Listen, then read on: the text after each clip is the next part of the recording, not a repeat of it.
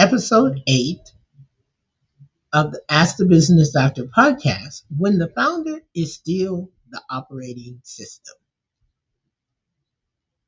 Welcome to Ask the Business Doctor. I'm Dr. Sakira Jackson, the CEO Whisperer. And this is where we stop treating business symptoms like some random problems and start diagnosing what's going on underneath. I look at business through what I call the triple helix of wisdom: biblical wisdom, business wisdom, and behavioral wisdom. Because business problems are not just business issues, they reveal something about structure, about stewardship, and about human behavior. Today, we are talking about what happens when the founder is still the operating system. If every decision, every exception, every approval, every client issue, every standard, and every emergency still runs through you, your business may be growing, but it is not yet truly scaling. You may have a business, but underneath of it, you still are the operating system. If the business only works because you are the person who personally holds it together, that business is not structured, it's dependent, and you are the codependent. You might recognize it if you're doing it because your team keeps asking you all the same questions, or your clients only want to work with you. Maybe nothing moves unless you respond. Like, all the emails have to come through you, all the texts have to hit your phone, all of the final decisions must come through you. You're the only person that remembers what the system should remember. If you are the quality control, the sales department, the delivery team, the decision maker, and the emergency contact, everything's coming through you.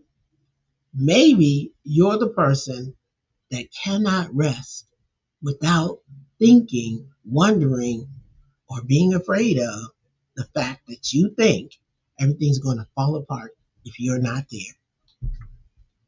Now, let's tell the truth about what's really going on. Some of us are tired, but some of us are just addicted to being needed.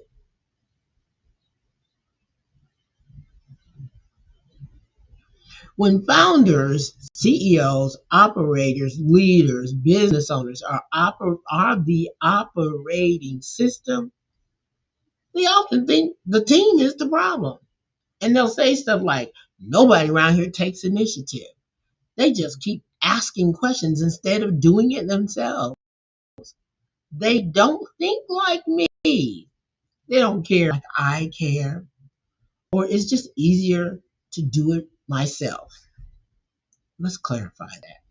Sometimes there might be some team issues, but more often than not, the issue is that you never transferred the system. Did I say that too fast?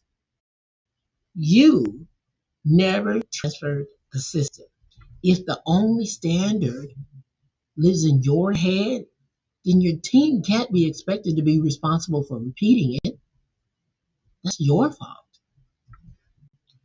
You know, we use that triple helix lens, right? So let's start with the biblical wisdom of it all.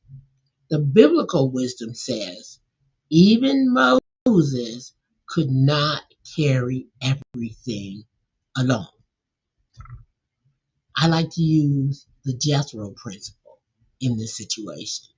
Moses was judging every issue himself, and he was tired all the time until his father-in-law Jethro came and told him, dude, this thing is too heavy for you. You cannot carry all of this. You need structure. You need capable people.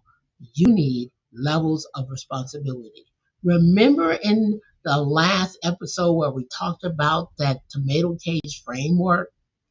Every one of those poles between the circle of the tomato cage are those supervisory structures, those people who support the next level. And that cannot be you. You need capable people who know the same standard you know. You got to remember, being called does not mean being the only one to carry the calling. Okay, so now we looked at the biblical. Let's look at the second level of the triple helix of wisdom. That's the business wisdom. Ooh wee. And this is where a lot of founders get stuck. The codependency of scaling. The codependency of scaling. The company is dependent on you and you're the codependent. And as the codependent, you can't scale, which means the business can't scale, and the business can't scale because you can't scale. If the business cannot make decisions, serve clients, respond to issues, deliver quality without your control, your consent, and your involvement, then the growth will always come with exhaustion. That's the codependency. You're dependent on the business, and the business is dependent on you. Here's an example. Your calendar or your availability becomes the bottleneck in the company.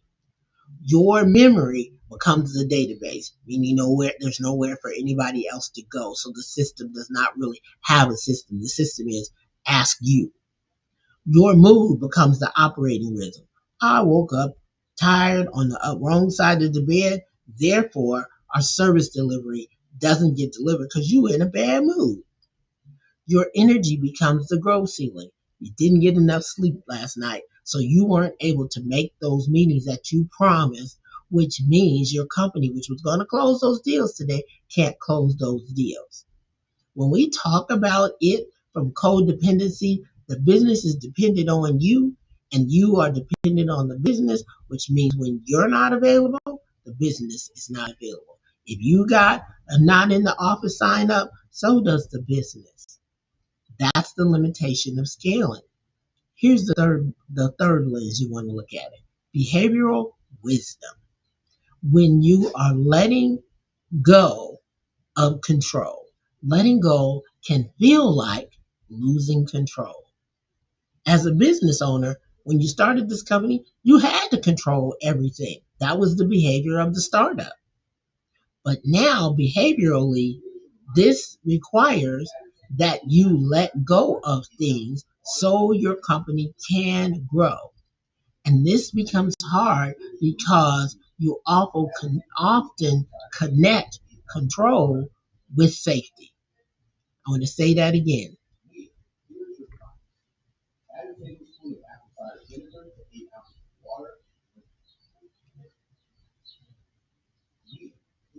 Don't you love when you have systems and then the systems interrupt you?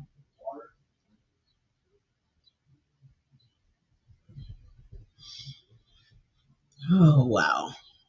Okay. I'm going to just start there. That's at what number? I do not know. We'll figure it out. Okay. Behaviorally, this is hard because founders often connect control with safety. What do I mean by that? You say to yourself, if I let go, the quality would drop. If I let go, they might mess it up. If I delegate it, they may not know what to do. If I'm not involved, the clients may leave. If the people do not need me, who am I? Did you hear that part? If the people do not need me, who am I? That last question is one we need to pay close attention to because it's that identity of how you define yourself in the company. Delegation is not just a business issue. Sometimes it's an identity issue. Sometimes you don't delegate because you don't know what to do with yourself once you delegate. So what we want to do is we want to do a checkup of where you are, a codependency, founder dependency checkup. The first one you want to do is you want to identify what still runs through you. What decisions, what approvals, what client issues, what processes still require you to be directly involved.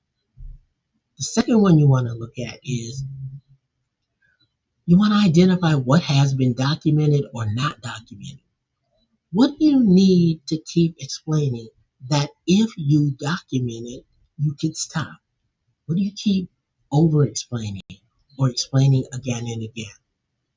The third one is to identify exactly what can be transferred.